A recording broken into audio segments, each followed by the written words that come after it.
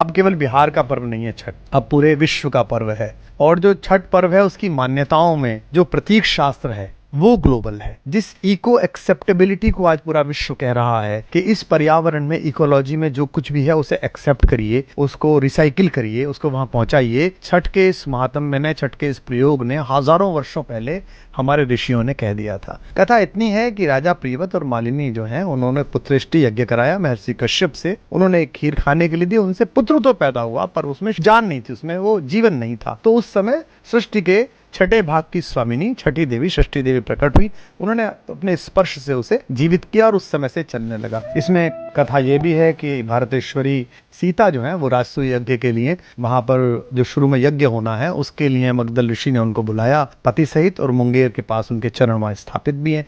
और कथा यह भी है कि द्रौपदी ने भी ये व्रत रखा।